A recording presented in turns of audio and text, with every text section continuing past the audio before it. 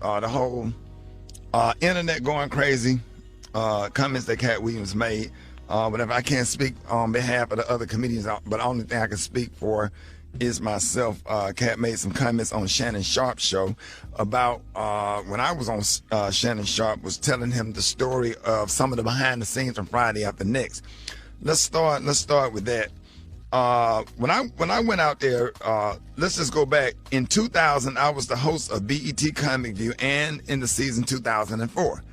I also worked on this show called Live from LA. That was my first job with BET, and that's where I met Ice Cube, if I'm not mistaken. And Ice Cube was like, man, hey man, I like your work. I want to do some stuff with you. I want to put you in some movies. And Ice Cube started putting me in movies, which really helped my career. I was in All About the Benjamins, but of course, when they changed the ending of it, that part didn't make any sense. But then he put me in Friday After Next. And just for clarification, I went out to audition for Friday After Next as Money Mike, not the Santa Claus. And that is the honest God truth. I had no reason to go on there and to go on Shannon Sharp's show and lie about any of that. That's what I auditioned for, was Money Mike. And I guess the producers, Cube and everybody saw something different. And I think that Money Mike character, Special K, was going to come off as kind of like just a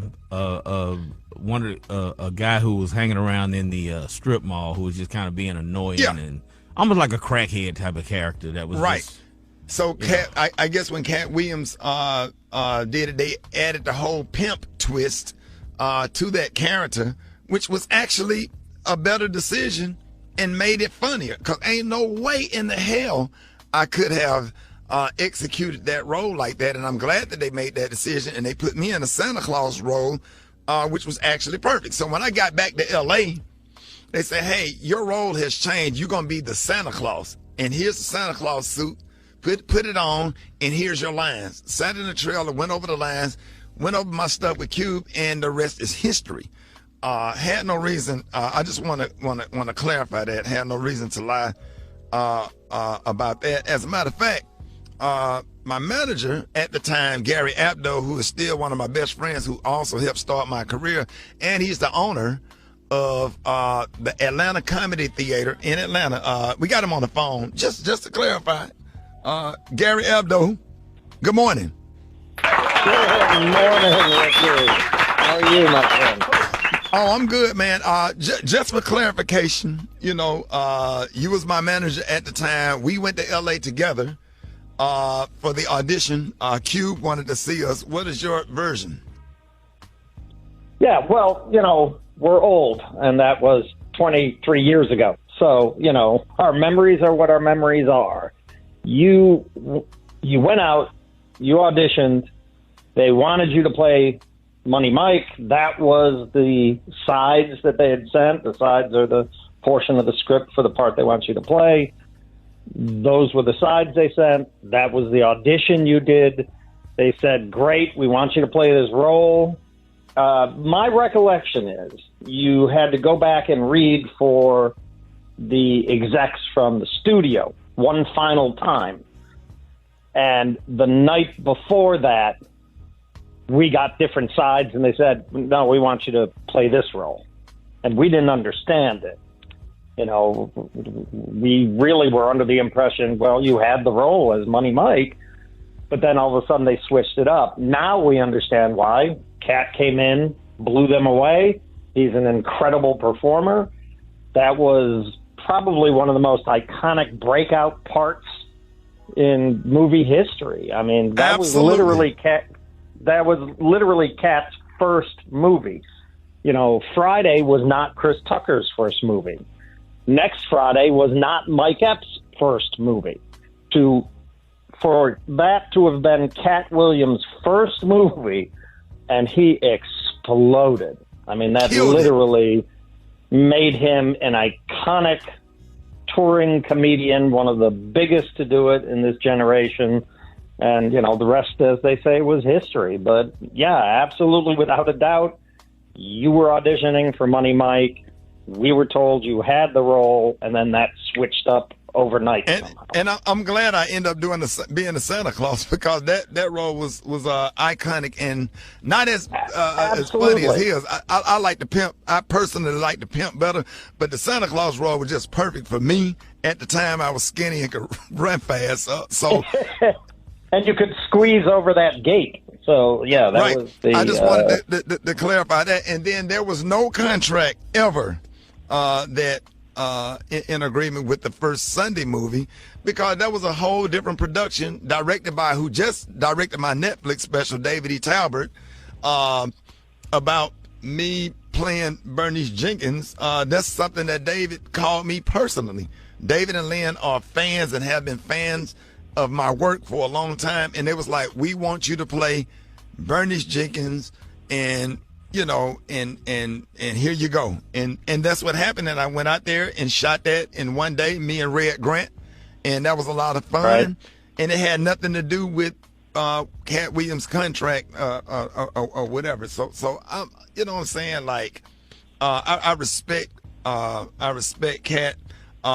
Definitely disappointed that you have to get on the air and explain something like this. But, that's the truth, and I don't know what else to say.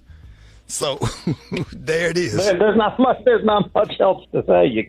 It's indisputable that Katt played that role, killed it, built an entire career out of that one role that all of us look at and go, wow, that's absolutely amazing. But it's also indisputable. You were auditioning for Money Mike. We were told you had the role. You just had to read one more time. And then that switched up. And the crazy thing about it is we had a conversation when it came out. He said a lot of this 12 years ago, and we had a conversation because I was on 14th Street in Atlanta, right by the Four Seasons Hotel, and I was driving down the street with my granddad in the car, and I saw Katt Williams going across the street on 14th Street, and I said, Katt, what's up? Whatever. I just wanted to make sure we was good. He said, come over and have a cup of coffee with me, because he was walking over to Starbucks, and I went over.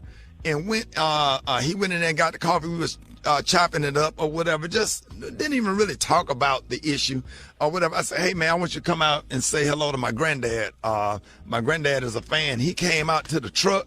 I'll never forget, I was in my Ford F-150, and I came out and spoke to my granddad.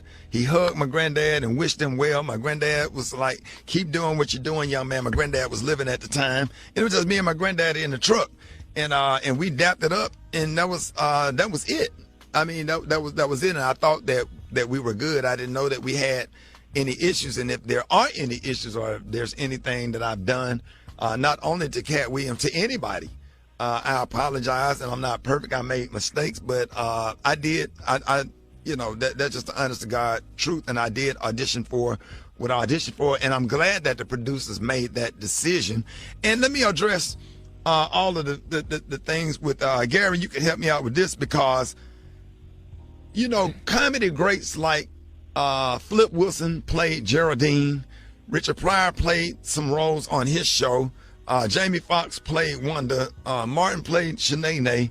I did Bernice Jenkins, Tyler Perry did Madea. There's a lot of comics and a lot of comedy greats that did characters for the sake of funny, for entertainment, for the sake of the laugh.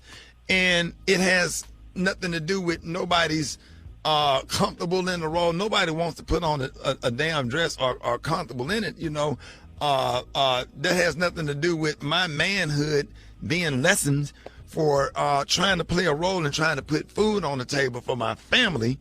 Because I grew. It's a prop. It's nothing more than a prop. It's nothing more than a way to get a laugh. I mean, back in Shakespeare's time, there were no females playing females' role.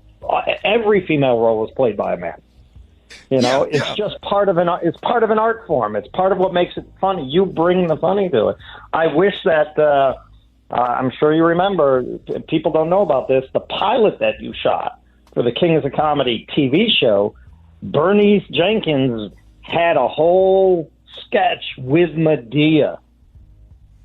Yeah, I did a sketch with Madea, me, Earthquake, Tyler Perry, Niecy Nash. We did a thing called The Pew. It's supposed to be like The View, but it was a church-based version of The View, and it was just comedy great to see Bernice Jenkins, the character, and Medea. And I started off doing Bernice Jenkins doing prank phone calls on the Buck Wild Morning Show in Birmingham, which spinned into, hey, I think you should do a character. This would be a great character for this role. So we were all in our 30s, late 20s, doing what we had to do in order to be successful. Now that we are older, I'm comfortable in my job in radio. I'm comfortable in, the roles that I get and the things that I get to do. And I just finished a phenomenal comedy special. So the statement about Rickey Smiley is not funny, I've been sold out since 97. That part. Every single show I have done since 97, maybe not big arenas, but I pack up those theaters and have to add shows in comedy clubs. And between radio and all of that and raising a family I'm comfortable with, what makes me sad, I don't like the way that made my kids feel. And that's why I'm not going to, go after him, because he has kids and family members and nieces and nephews also, and it hurts our family members and people that do love us when we say hurtful things about each other. So we want to wish Katt Williams the best or whatever. It ain't nothing but love.